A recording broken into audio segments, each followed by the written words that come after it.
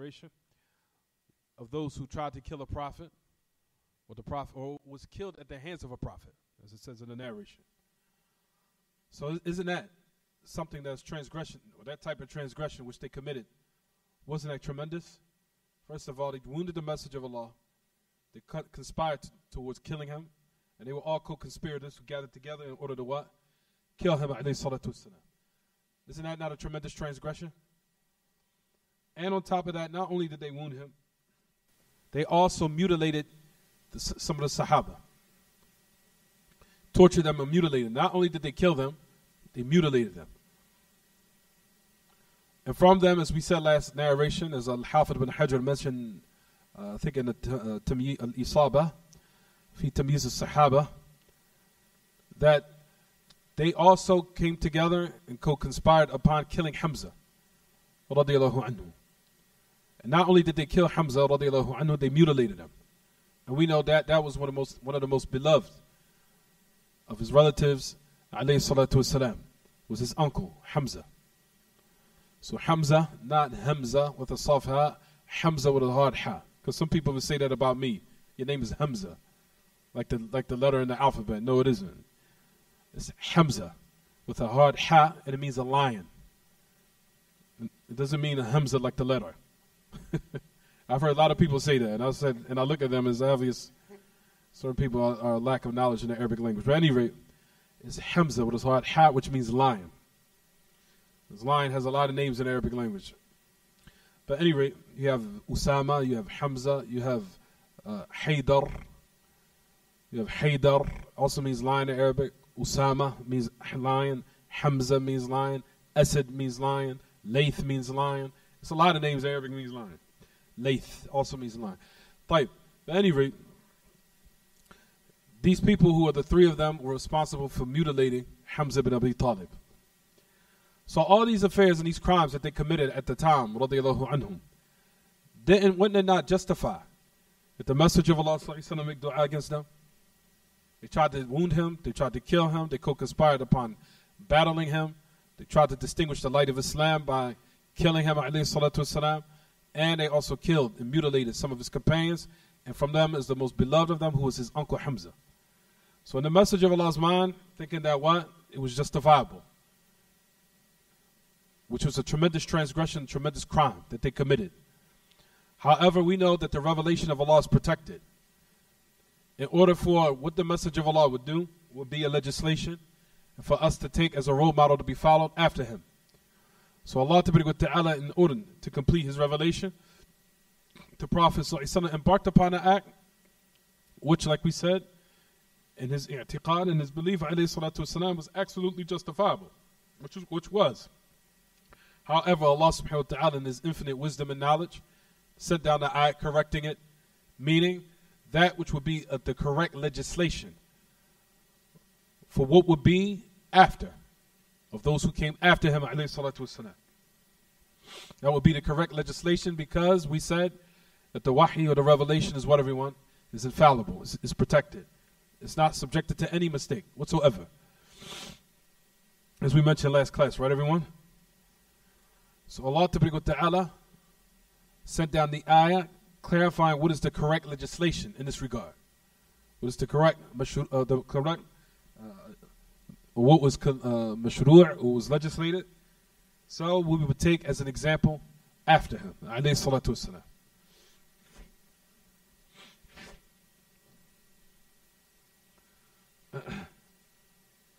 That is also what Ibn Uthaymeen even mentioned in this regard, everyone. He mentioned, just as I just said, just listen to what he says quickly. He says, مع ما تقدم من الأمور التي تقتضي أن يكون للنبي صلى الله عليه وسلم حق أن يدعو عليها ما أنزل الله ليس لك من الأمر شيء. فالأمر لله واحد، فإذا كان الرسول صلى الله عليه وسلم قد قطع عنه هذا الشيء فغيره من باب أولى. To the end of it. So he said, when Allah subhanahu wa ta'ala set down the ayah and warned those who are close to you, I'm sorry, that this affair is not to you. When Allah subhanahu wa ta'ala sent down that ayah, he said, despite of what is already preceded of affairs which necessitates that the Messenger of Allah sallallahu alaihi wasallam had the right to what? To make dua against them.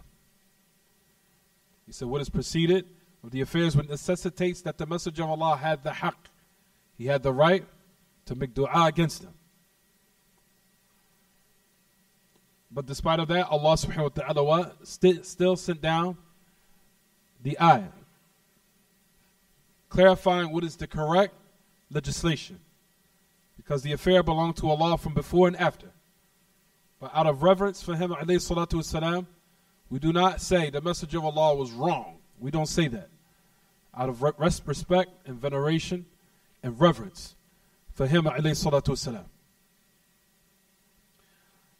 As these type of alfaz or these type of statements and words in regards to respecting Him, alayhi salatu wasalam, the one does not say that. He was wrong.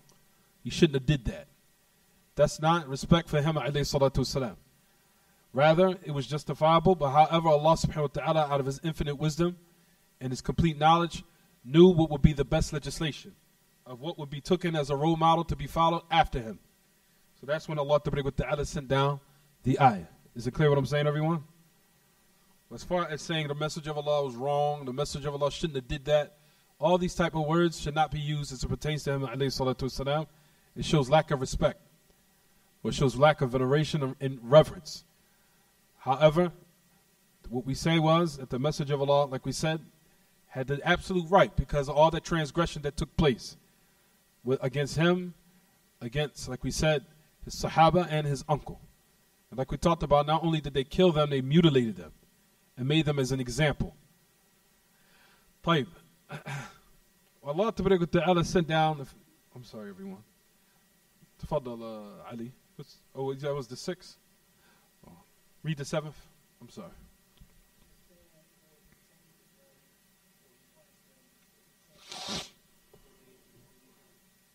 He says, أو يتوب عليهم أو يعذبهم فإنهم ظالمون.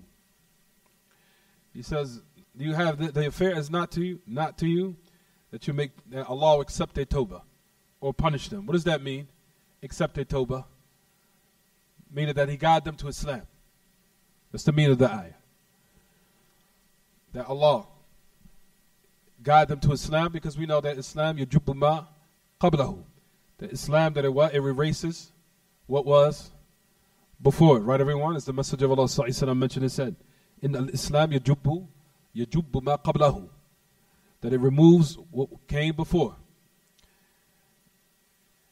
Except the narration that we know, as I heard this even from our Shaykh Fadilat al-Wadi Shaykh Ubaid, that he said, except that if a person left the fold of Islam, or asa'a fil Islam, فَإِنَّهُ سَيُؤْخَذُ بِأَوَّلِهِ وَآخِرِهِ. That a person that if he now comes to the Islam, and let's just say even in Islam that he did not perform what was correct and put forth his excellence in Islam, and then he leaves it. He leaves the fold of Islam, then he will be taken for what he did in Islam and prior before that. He'd be taken for that which he did in Islam and prior before that. Is it clear what I'm saying, everyone? So, if a person enters the fold of Islam, that is, Islam is what is considered a form of what? Tawbah. And that it erases what came from before, as the Messenger of Allah sallallahu alaihi wasallam mentioned. However, in this ayah, what is the meaning of it? The meaning of it is that He guided them to Islam, because we said Islam is a form of what? It's a form of tawbah. Islam, or accepting and embracing the religion, is a form of what, everyone? It's a form of tawbah. It says, and that's what it means when it said, well, even Ibn Uthaymeen mentioned that regard. I'm sure I have no chair. You want to sit in the chair? Well, even Ibn Uthaymeen, that he mentioned, فَتَابَ عَلَيْهِمْ, that Allah Ta'ala accepted their tawbah. Now listen clearly. He said that Allah accepted their tawbah, فَآمَنُوا. وَهَذَا دَلِيلٌ عَلَى كَمَالِ سُلْطَانِ اللَّهِ. He said that Allah accepted their tawbah and they believed. So what does that mean? That the tawbah meaning here that He guided them. And Allah Ta'ala guided all three, from Safwan ibn Umayyah, Safwan ibn Umayyah, Suhail ibn Amr, and Al-Harith ibn Hisham. As Allah Ta'ala guided all three of them to Islam. And not only did they be guided to Islam, rather that Islam became excellent. As they became Muslim, I think towards the end, towards as I think Al-Hafid ibn Hajar mentioned in Al-Isaba, that he said that they accepted Islam towards the last part of the revelation where the conquest of Mecca took place around that time. Because it says some of them participated in Ghazwat Hunayn. Ghazwat Hunayn. Ghazwat Hunayn was around the last part, meaning always towards the conquest of Mecca, which was in the last part of the revelation. But at any rate, the point of the matter is that they all became what? They all became Muslim. And not only did they become Muslim, but their Islam became excellent. Even though at one time they were what? They were enemies of Islam. And they were not only they were enemies, they were from those who took a staunch approach and position against the Messenger of Allah ﷺ until they fell into some of these crimes that were mentioned. However, as we said before, when they accepted Islam, that was a form of tawbah. That was a form of repentance. I'll read even what Ibn Uthaymeen mentioned in this regard. He said, لِأَنَّ الْأَمْرَ كُلَّهُ بِيَدِهِ سُبْحَانَهُ جَلَّ فِي الْعُلَى وهو الذي يذل من يشاء ويعز من يشاء ومن ذلك ما جرى من عمر رضي الله عنه قبل إسلامه من العداوة الظاهرة للإسلام. To the end of it. He said in this regard, what took place between these Sahaba, in which the Messenger of Allah, to the point where he even made dua against them. So consider that to the point where this transgression reached this height, to this extent where he made dua against them. And by however, the infinite knowledge of Allah Ta'ala necessitated and sent down a legislation of showing that he Ta'ala had knowledge of the final outcome. In which, like we said, they all were guided, all three of them, to Islam. And like we said, that Islam became excellent. So the affair was for Allah Ta'ala, that He humiliates or disgraces whom He wills, and He honors and raises whom He wills. And for Him is the affair from before and after. And likewise, similar to that was what took place with Umar al-Khattab radiyallahu anhu al-Faruq. It was known of Umar al-Khattab's outward enmity and staunch position against the Muslimin in the beginning of what we know of the history of Umar. And despite of that, the adawa became and switched to wilaya. That enmity switched to what? To love. And also, not only him being from the most beloved to the Messenger of Allah and to Allah Ta'ala, but even, like we said, being raised in level as far as being from the khulafa and being from those who are promised paradise. So look how it switched from being someone who was severely in a state of enmity and hatred and malice against the Muslimin, and then it switched until they became from the best. So, as you'll find that he even mentioned, it said what took place with Umar as it switched from adawa to wilaya and nusra. فَرَسُولُ اللَّهِ صَلَّى اللَّهُ عَلَيْهِ وَسَلَّمَ وَمَا دُونَهُ لَا يَسْتَطِيعُونَ أَن يُغَيِّرُوا شَيْئًا مِنْ أَمْرِ اللَّهِ. He said, for all these in which we've been extracting the benefits from these texts, all of it shows what, everyone? That the Messenger of Allah ﷺ, ultimately the affair was for Allah. And that he, ﷺ, likewise was subjected to the ubudiyah of Allah, meaning the servitude and the subservience of Allah. And he did not go out of that. And that the Messenger of Allah made dua against them. But the point of why we mentioned that is that the Messenger of Allah still took his fare back to Allah to let you know that he, ﷺ, was not worthy of worship. And ultimately, he was not able to what? He was not able to even guide none of these people, of course, but however you call them. But we know ultimately that the guidance of the heart was only for Allah Ta'ala. So if Allah is the one who guides the hearts, then he is the one likewise that deserves to be worshipped alone, ultimately. And that's what took place, as we mentioned. The 8th, so we can finish up the chapter.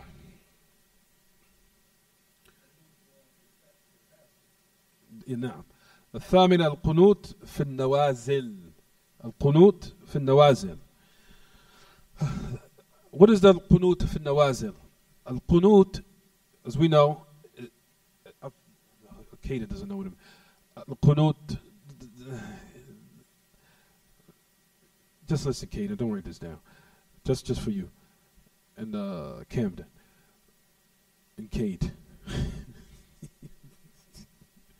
Al-Qunut is, as we know, is when one makes that what? It's a type of dua that if a nazila, if a catastrophe afflicts the Muslimin from the actions of Bani Adam, from the actions from Bani Adam, from the children of Adam. Trust me, I know what I'm talking about. We're going to explain in a minute. Qunut is when one raises his hands in dua, of course, in the prayer, during the prayer. And it's from the af'al, or from the catastrophes that happens at the hands of Bani Adam. Meaning the children of Adam are the ones who cause some type of catastrophe or some type of violence or some type of harm for the Muslims, where that enemy who did that to the Muslims was what? Was still considered from the children of Bani Adam, generally, but it happened at his hands. Some type of what? Some type of catastrophe that the children of Adam initiated. That they're the ones that did it.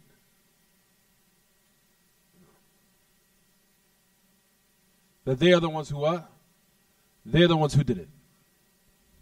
Is it clear what I'm saying so far? Don't worry, I'm going to explain it.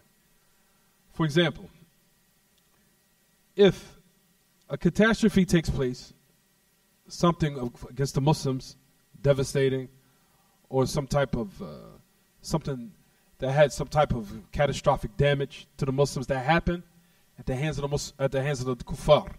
You know, the kuffar generally are what, everyone? Children of Bani Adam. They're still considered Bani Adam. They don't leave out the circle of Bani Adam. Whether they be non-Muslim or Muslim, all of us are still what? Still Bani Adam. Right. Let's say now that catastrophe take place. Relax. Relax. You guys all right? You're not distracted, are you? Right. Now that catastrophe takes place. The Muslims now, during the salah, of course we know, will make and perform in the last rak'ah, just like the Messenger of Allah did in everyone's book. If you look in your book, he did it on Salat al-Fajr, on the last rak'ah. He came up from ruku', from bowing, and he started to what? Invoke Allah. Well, the Messenger of Allah actually invoked, but they made ta'meen behind him. When the Messenger of Allah did it, of course, that was one of the events of what took place, which I'll talk about, inshallah. Two things you'll notice in your books, and I'll discuss it in a minute, don't worry. A person would say, number one, it happened twice. As we know, from the greatest of how will make you understand the ayah and also a hadith, is to also look at the asbab al-nuzul, to look at the reasons of why it was revealed. If you notice in your books, it happened and took place because of two things. For number one, it took place either at the battlefield, on the battle of Uhud, when he was wounded, and secondly, you notice it happened when he was praying. What does a person say in this regard? We say that from Ahl Ilm that distract, they say that there's permissible for ayats to have more than one reason of why it was revealed. As they call it, ta'addud asbab al-nuzul. For ayats that are revealed can have numerous or can have more than one reason of why it was revealed. Not just sticking to what? One reason. If you notice in your book, look to the two reasons of why the ayah was revealed. One said that he was wounded. The second was when? When did they say it? Look in your books. You guys are supposed to be reading it.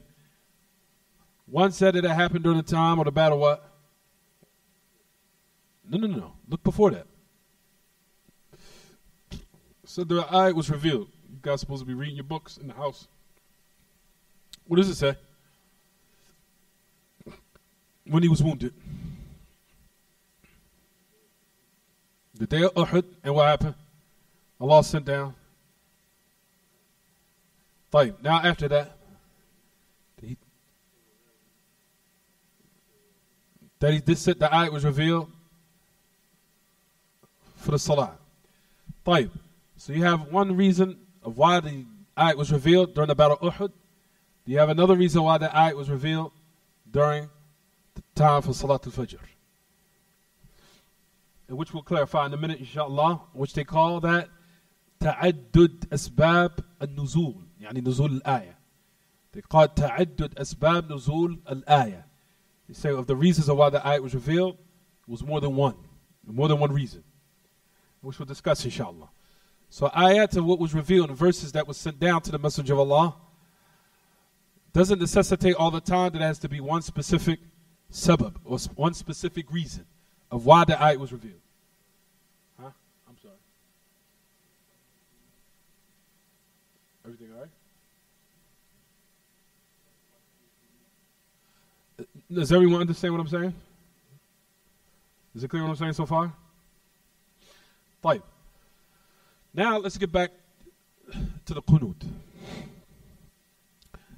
So when the Messenger of Allah did the qunut, notice that what took place was at the hands of Bani Adam, this type of oppression. When the Messenger of Allah was wounded, when he was hurt, when the Sahaba was mutilated, or all this harm was taking place, killing or murder or this different type of bloodshed that was taking place at the hands of the enemies of Islam. The enemies of Islam, in which, like we said, caused the Messenger of Allah, or was an incentive for him to now make dua against these people. Right or wrong? Taib. That's at the hands of Bani Adam.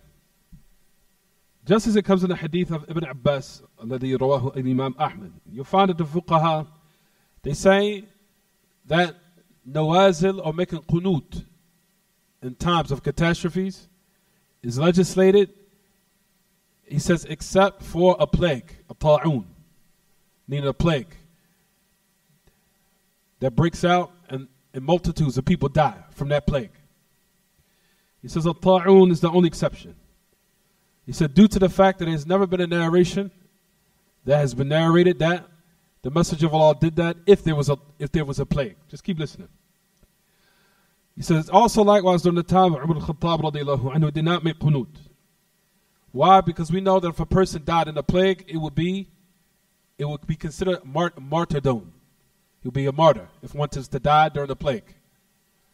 Just keep in mind what I'm saying. Right. Now, what are we talking about in regards to the actions of Allah? The actions of Allah, meaning that which Allah allowed to happen in this world. For example, catastrophes and what we know. Such as what, everyone? Salatul for example, when an eclipse. When an eclipse takes place, is that from Bani Adam? It's from Allah. What's legislated for an eclipse? Salatul Kusuf. Or salat, or we know there's a particular prayer when the moon eclipses, whether it be solar or lunar eclipse. Type. What about if there isn't any water? What if there's a drought? What's that legislated? Salat al-Istisqa. What they call Salah al-Istisqa. Salat al-Istisqa. That's the prayer for water, which we did in Medina a lot of times. We did it in Al-Medina. When I was in the University of Medina, we did Salat al-Istisqa. It was about maybe an hour after Fajr, after the sun came up. After Fajr. Salat al-Istisqa. Due to the fact that there isn't enough water and there isn't any rain, that person will what? A group from the Muslims will perform Salat al-Istisqa. Taib. Is that from the actions of Allah? Or is that from the actions of Bani Adam? Actions of Bani, actions of Allah. For Allah to allow that to happen. Taib. What about earthquakes? Taib. Does one now perform qunut? Does he perform qunut? Listen to this quickly. طيب وظاهر السنة أن القنوت إنما يشرع في النوازل التي تكون من غير الله. He says that what is apparent from the Sunnah, which Ibn Uthaymi even mentioned this. He said, what is apparent from the Sunnah is that the qunut, that it's legislated for the catastrophes in which took place, which is not from Allah, which is not from the actions of Allah, or not from Allah, excuse me. He said, for example, harm of the Muslims or severe oppression upon them. He said, for that, he says, أَمَّا مَا كَانَ مِنْ فِعْلِ اللَّهِ. As for that which is from the actions of Allah. He said, for verily what is legislated, what comes in the authentic sunnah, for example, Salatul Kusuf, like the Salah or the prayer of the eclipse. For verily it's legislated for what? The prayer, for the, as we know. Did anyone ever pray Salatul Kusuf before? You had it here? Ahsant. Jay. So you have Salatul Kusuf. Type. They even said Zalazil. He said even earthquakes. Earthquakes likewise. He says earthquakes also. They had just had one in the wind. He said also likewise Zalazil. Earthquakes likewise. Could be legislated for Salatul Kusuf. He said also likewise earthquakes. He says, just as Ibn Abbas radiallahu anhuma قال هذه صلاة الآيات والجدب يشرع له الاستسقاء وهكذا. He says, just likewise you'll find that Ibn Abbas mentioned and said, this is the prayer for those different signs, the signs of Allah. Similar to that is also a drought, al-jadib, what they call jadib, which is a drought. يشرع الاستسقاء. It's been legislated for it, the prayer of rain. The prayer for rain. And like this. To end of what he mentioned and said, he says, and I do not know to this moment of mine that qunut is legislated for an affair of a catastrophe, for a catastrophe of Allah. Rather, he says that a person, if that was to take place, then he will make dua of those specific supplications that have been what? Narrated. That's specifically for what? Those affairs. But as far as that which is from the actions of Allah, then we know that it's been legislated certain prayers. But in regards to that which is pertaining to harm that happened at the hands of the creation from Bani Adam, then what has been legislated is the qunut. Is it clear what I'm saying, everyone? أو تفضل. تفضل.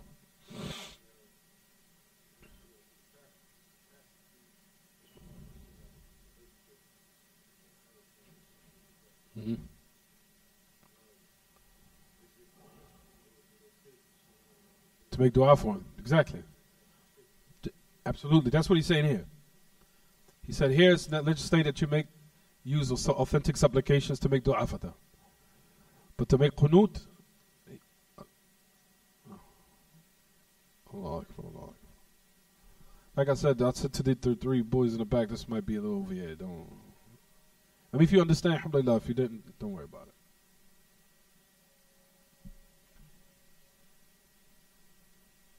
Allah Akbar, Allah Akbar.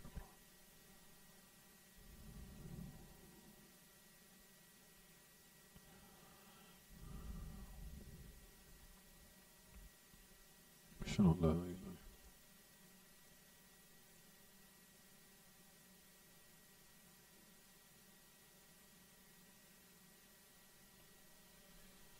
Inshallah, la ilaha illallah.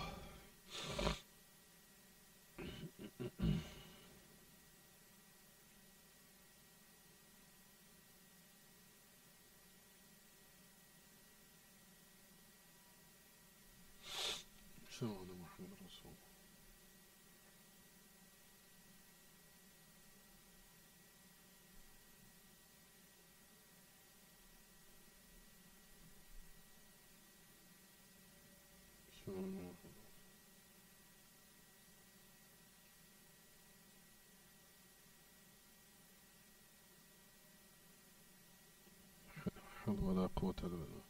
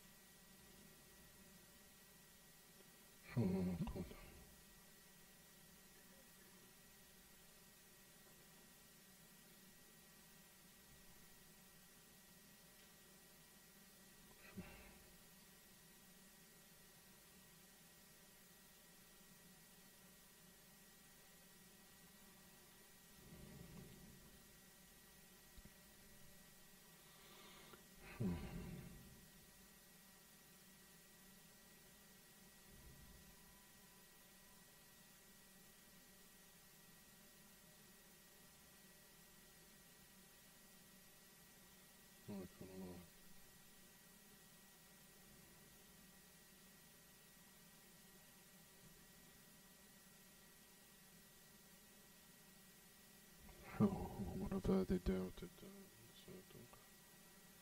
آتي محمد والصيغة والفضيلة والبعث من قبل.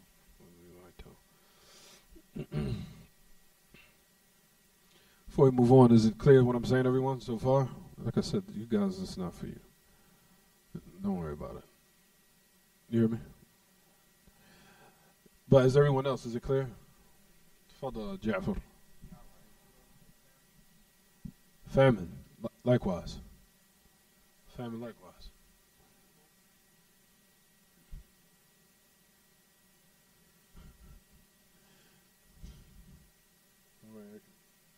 Sometimes he sometimes he shows he understands. So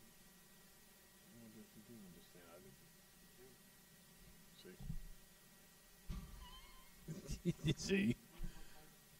Anyway, طيب. So in this regard, we just to sum it up, as pertaining to Nawazil, or those the catastrophes that take place with the Muslims, we said if it was from the harm of the non-Muslims, then one should what? Then one can make that dua and also make the qunut. If it's from the harm from the non-Muslims, or someone that's an oppressor, or someone that's a tyrannical individual that causes harm upon the Muslims, then that one can make the qunut. If one is in a Muslim society or country, does anyone do it when they feel like it? Or is it the imam or the actual Muslim ruler that now conducts in the matter? Or is it just legislated for anyone to do it when they feel like it? Now, if we was in a Muslim country, then the affair, the command, just to keep everything in order, it would go back to the ruler. But it's not for anyone just to stand up and do qunut against certain people, make a dua and all this and other things. And in affairs, you'll find that certain people do that in masajid, but the affair goes back to the wali al-amr, goes back to the Muslim ruler. So the affair will not be chaotic. Especially in certain places now, such as takfir have broken out, which causes a lot of mayhem and mass hysteria and confusion and chaos. We already talked about La'n al-Mu'ayyan. Say it again. Say it one more time.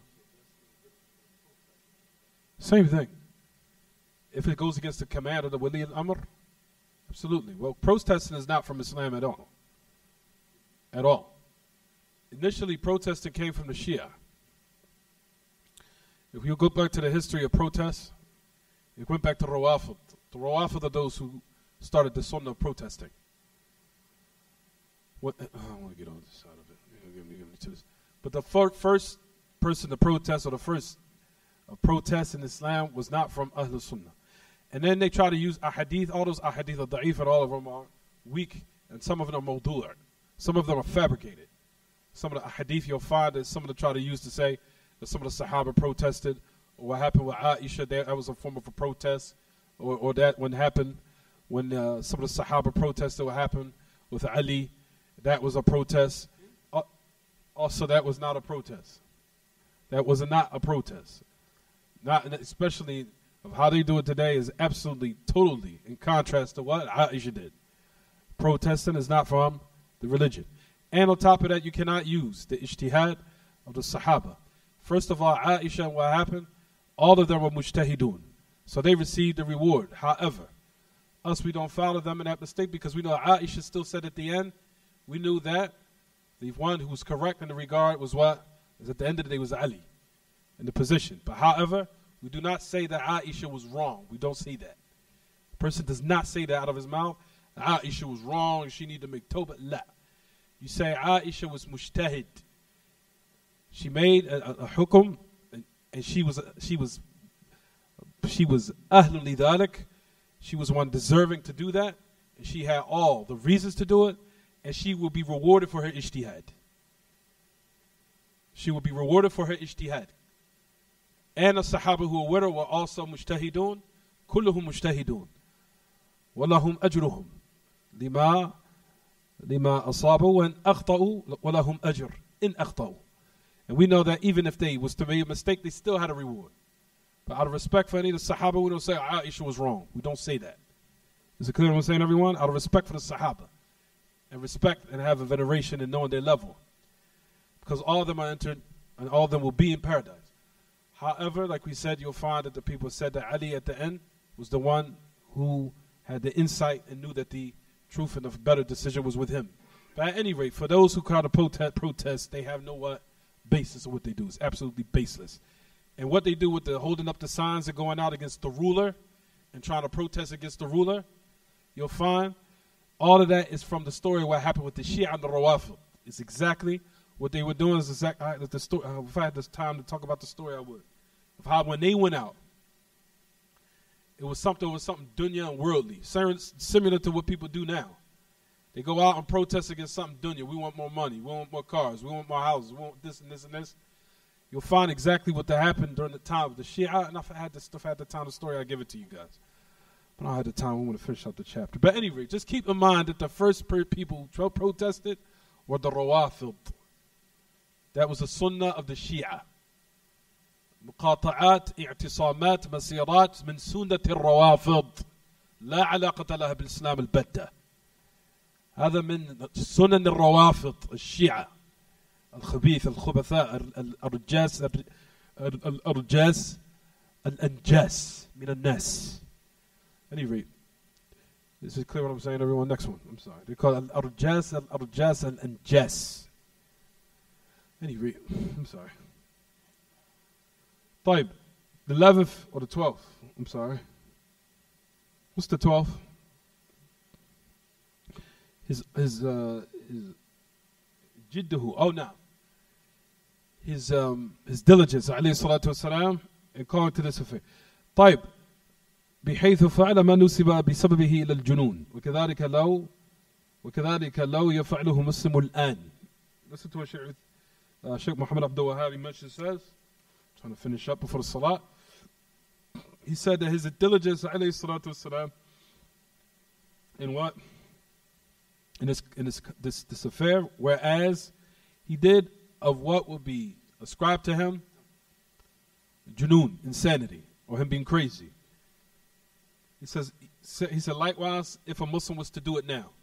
What does the great Imam al-Sheikh mean by this? Meaning, if you look at your books, Caden, on the 12th matter, that if a Muslim right now was to go out in the street and stand in front of the people, call them out, oh so-and-so, oh so-and-so, and so-and-so. He says, I'm warning you from a warning of Allah, or a punishment of Allah. And I cannot benefit you anything in the least with Allah. And he gathered his family, he did it. Is this a fair legislator or not? Is this a fair legislator or not? From Ahl Ilm who mention this, and they say in this regard, if it's something that's known amongst that particular people, amongst that city, that the affair is like, it's not considered anything strange about it. Like similar to during the time of the Messenger of Allah, when he did this, it was not considered strange that a person stand and do this. However, they just disbelieved in his message from some of his family members who rejected it, from his uncles, some of his uncles. But however, if a person was in a place, and this was something that was known amongst the people and established, then there's no problem in doing that. As long as it's known amongst the people, of course, that they find it acceptable and they know it to be what? And it will also be a form as a what? As a successful way of allowing the people to embrace what was correct and to warn them, then there's no problem in doing it. He says, however, and even, I'll just read you quickly what he says. Anyway, it says, even mentions this. He says, إِلَّا إِذَا كَانَ مُعْتَادًا عِنْدَ النَّاسِ. He said, the Messenger of Allah did something in which they, as a result of it, they would ascribe him to insanity or to being crazy. He said, except that it was something that the people were acclimated to. It was known with the people. He says, all that's accordance to the different countries and the lands and the time and the places of what the people will know, of what they're acquainted with, and what they are acclimated to accepting or knowing. That this is not considered something that is crazy. Rather, it's acceptable and it's something that the people know that they do it, and it's not considered strange at all. So Messenger of Allah sallallahu alaihi wasallam, he did this. And when he did it, like we said, it was something that was considered the norm. There was nothing wrong with that. He said, for a person now, it's obligatory upon him to put forth his utmost effort, his diligence and hard work in calling to Allah. However, with wisdom and good exhortation. And the Messenger of Allah carried this out, and he did not care of who accused him of insanity. Alayhi salatu wassalam. So, right now, for a person to go out and we gather all our families and tell them in a room, if we is to do this, know for sure that you have to look at whether this type of method would be acceptable with them, if it will penetrate their heart, whereas they would accept the message. If they do it, if they know that, and you have the ability to call them, and you have the tools and the weaponry of knowledge to do what you're doing, and you have wisdom, and you have good exhortation, then by all means, then do it. But if one does not have the ability, meaning doesn't have the knowledge, doesn't have the proper wisdom, doesn't have the good exhortation to be effective in what he's calling to, do not do it by all means. Rather, it'll be a reason for scaring the people away from accepting the truth. Is it clear what I'm saying, everyone? So, person has to have ilm, have knowledge, good exhortation, wisdom to what he's calling to, and he has the weaponry. When I say weaponry, I meant the weapon, the equipment and weaponry. I can't even say it now. How say it again? Even he getting tied twisted. Weaponry of knowledge.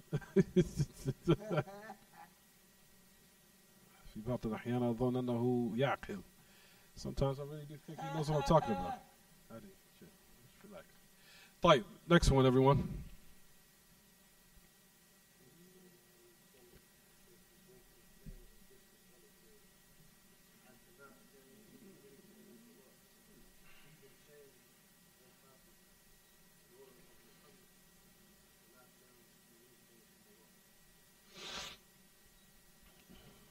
That's self-explanatory.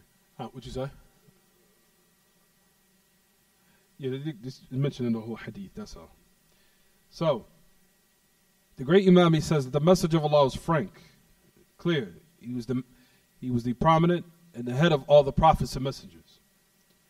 Despite of that, he's not able to do anything for the most prominent of the women of the creation. Who are who? Khadija, Aisha, Fatima, all the wives of the Messenger of Allah.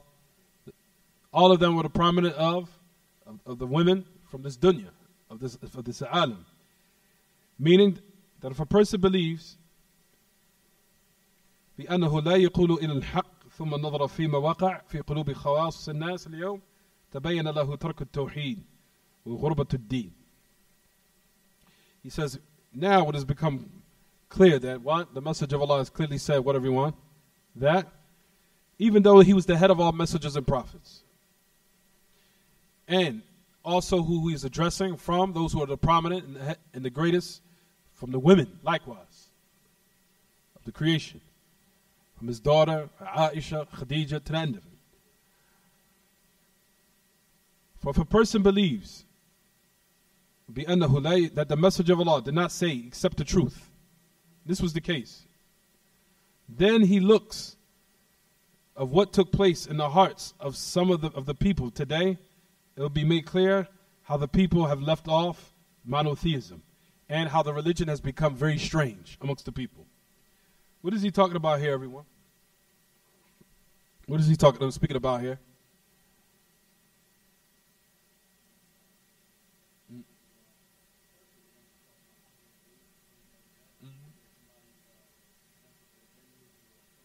Ahsant. Absolutely. Exactly. All of this and what? The message of Allah being the head of all the prophets and messengers. He did not say except the truth. It was the best example. And all those who around him from his closest family, also likewise, who possesses the highest, most honorable and noblest of lineages, if not the most noble. And all of that, the Messenger of Allah still told them clearly that I cannot do anything for you on the day of resurrection with Allah. Nothing. You being from the not only from the Arab, also you being from the most noble lineages of the Arab, highest former lineages of the Arab. And despite of that, and you seeing me, Kala King Maman, these people seen the Messenger of Allah, these people been around him, they knew he was clearly, all the signs of prophethood and messengership was clear. It's the sun in the sky. And despite of that, the Messenger of Allah said, if you do not believe, I will not be of any benefit for you. And we know that happened with his own uncle, who was Abu Talib. Abu Talib died, and like we said, he still was in the hellfire, in the lightest part. Even though he did not believe him, the iman of what? Of faith in which it benefited him. Even though he knew in the back of his mind he was the Messenger of Allah. In which we talked about in the poetry, in which he said, وَلَقَدْ عَلِمْتُ أَنَّ دِينَ مُحَمَّدٍ مِنْ خَيْرِ أَدْيَانِ الْبَرِيَّةِ دِينًا وَلَوْلَا الْمَلَامَةُ أَمَّ خَافٍ مَسَبَّةٍ لَوَجَّدْتَنِي صَرْحًا بِذَلِكَ مُبِينًا. That's what Abu Talib said in his poetry. He says, indeed I know. He said, indeed I know that the deen of Muhammad min khayri adyan al-bariyati dina. He says, the best religions of all the creation. And if it wasn't the fact that it would find me blameworthy or insult me, you would find me professing it openly, clearly. However, fear out of blameworthiness or insulting or his people cursing him, he held on to a deen jahili and died in that state. May Allah Ta'ala protect us. So for that reason, you'll find that Abu Talib, despite of him being from the lineage of the Messenger of Allah and being from the tribe of Quraysh, still, did it benefit him?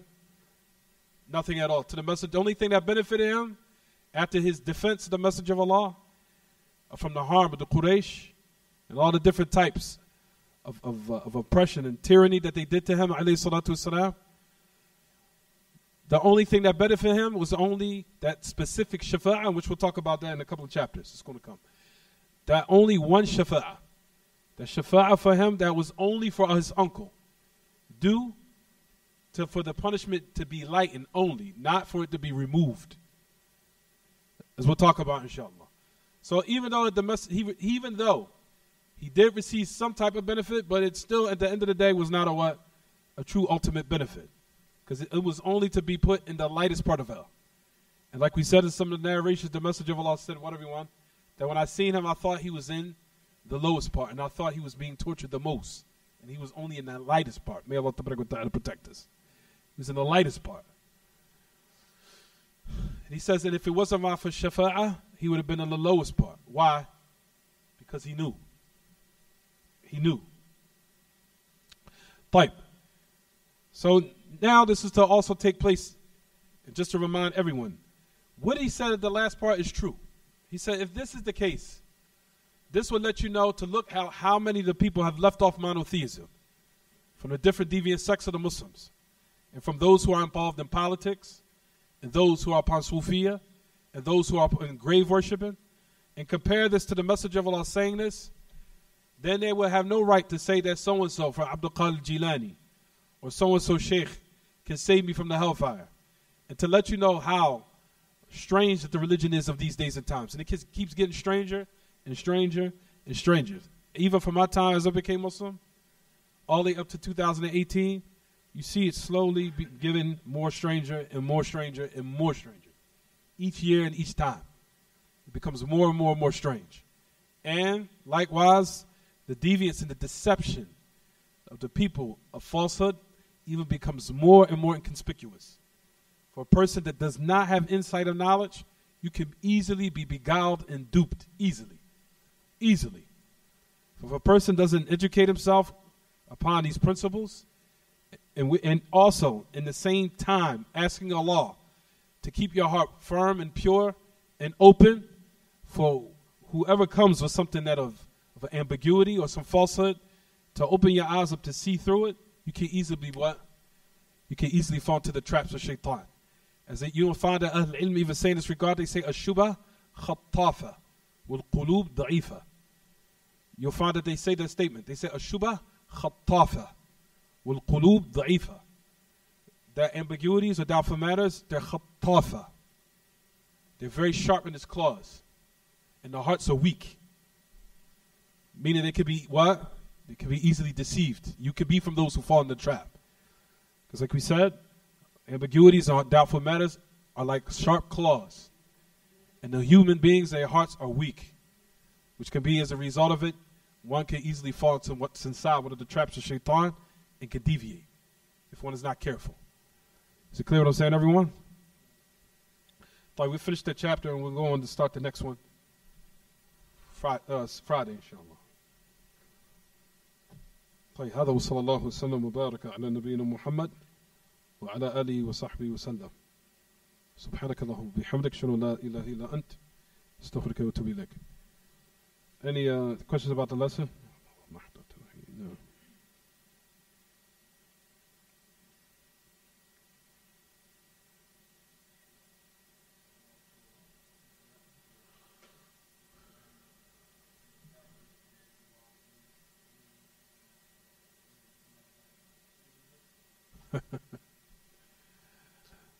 Is it permissible for a person in the general masses of the Muslims to make dua against certain rulers? If they, of who the non-Muslims have a treaty with? And we say, absolutely not. As far as all the rulers, which if you learn in Usul al-Sunnah from the principles of the Sunnah, that's another book that we'll teach, inshallah, we have the time. Make a dua against the rulers.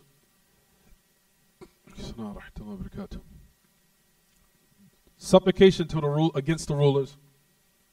All of these affairs are in contrast to the Sunnah of the Messenger of Allah sallallahu alaihi wasallam. All of this is against what he came with. Of the rulers, you will never find that any people that make dua against rulers in the manabir, upon the manabir, or over the internet, or whatever type of platform they may have in order to take advantage of to cause some type of dissension amongst the people, of putting in their heart or planting in their hearts the seeds of hatred and animosity towards the rulers, is something that is a sunnah that is accepted by anyone from Ahl Sunnah who have the correct creed. If you see anyone on the minbar speaking against politics or making dua against a ruler, know for sure that person is either ignorant or he's a takfiri jahil. He's a person upon takfir and he's ignorant. Or he's a person of sahib al-hawa, Either person he's ignorant or he's a person found his desires. The Muslims never you'll find from Ahl ilm anyone make a dua against the ruler. Rather you'll find from the reasons of the Salaf or from the ways of the Salaf, from Imam Ahmad, Abdullah ibn Mubarak, all of them used to make dua against the rulers of Allah Ta'ala, guide them. And none of them, even though we're of what they had of their shortcomings, or their flaws, or their errors, or what have you. Still, from the sunnah is to always make dua for the what? For the ruler, not against him. Is it clear what I'm saying, everyone?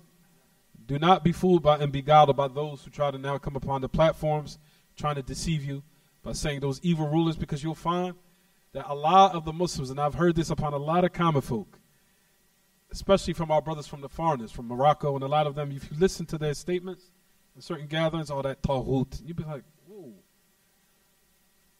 That ruler, oh man, he's a Tawheed. Is there any Islam in our country left? Those are statements of takfir. Statements of takfir. Those are statements of a devious sect called the people of takfir. Man, is there any Islam left in our country? Man, ain't nobody listening to that Tawheed. I've heard certain people say these statements before. I was sitting with them and they say, and you'll be like, whoa. Like, and they're common folks, so you got to kind of know how to approach it in a manner that they know, because they're not working with any principles. It's really hard to call persons who was correct when they don't have no basis or foundation to work with. It's extremely hard. It's very, very hard. When you have a person that has some foundation, it's slightly easy. But when a person has no foundation, it's very difficult. You understand what I'm saying, everyone? Very, very difficult. But that's to let you know that is what's going on based upon the cable and based upon TV, social media, and people using their emotions to be judging affairs.